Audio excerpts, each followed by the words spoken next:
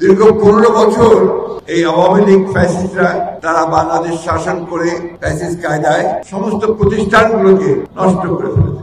ক্রীড়াঙ্গনকে কোনোদিন ইতিপূর্বে কখনোই দলীয়করণ করা হয়। আমি যতটা বুঝতে পারি যে আমাদের ভারপ্রাপ্ত চেয়ারম্যান তারেক রহমান সাহেবের মূল উদ্দেশ্যটা হচ্ছে তরুণদের, যুবকদেরকে তিনি রাজনীতির একই সঙ্গে যে ক্রীড়াঙ্গনে তাদের যে পদচারণা থাকা উচিত এবং এর সার্বিক যে সংগঠন, আয়োজন এবং খেলাধুলার যে বিষয়টা সেটাতে জড়িত হওয়া উচিত, এটাই ছিল তার মূল লক্ষ্য। অর্থাৎ সত্যিকার অর্থেই তারেক রহমান সাহেব যে বাংলাদেশ নির্মাণের স্বপ্ন দেখেন, যে কথা তিনি বারবার বলেন যে তিনি একটা সত্যিকার অর্থেই একটা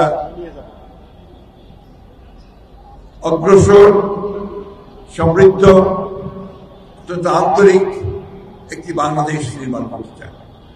সেখানে তরুণদের ভূমিকাটা হচ্ছে সবচেয়ে বড় ভূমিকা।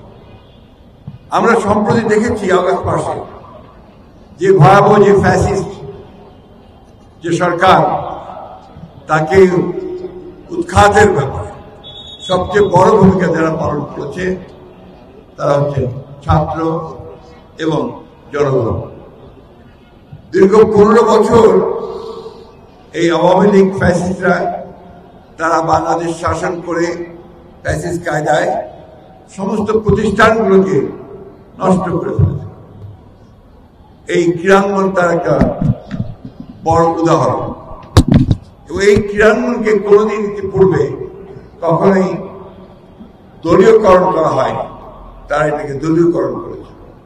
যার ফলে আমরা পত্র পত্রিকায় দেখেছি যে সমস্ত মেধাবী, ভালো, ট্যালেন্টেড যে সমস্ত খেলোয়াড়রা ছিল তারা কখনোই সেই সুযোগ পায়নি। আজকে আমি এখানে রাজনীতির কথা বলবো না।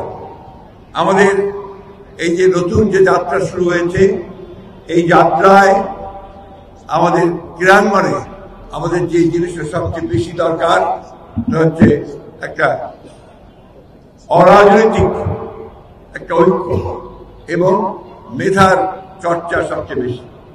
সুযোগ যেন সবাই পায় এবং সেই সুযোগে যেন সবচেয়ে ভালো খেলোয়াড় বেরিয়ে আসতে চায়।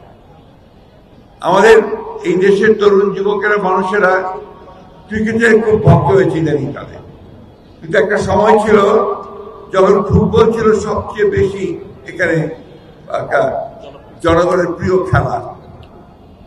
আমাদের আজকের সৌভাগ্য এই ঢাকা মহানগর উত্তরের যিনি সভাপতি দায়িত্ব পালন করেছেন, তিনি একজন জাতীয় ফুটবলার, জাতীয় দলের ক্যাপ্টেন।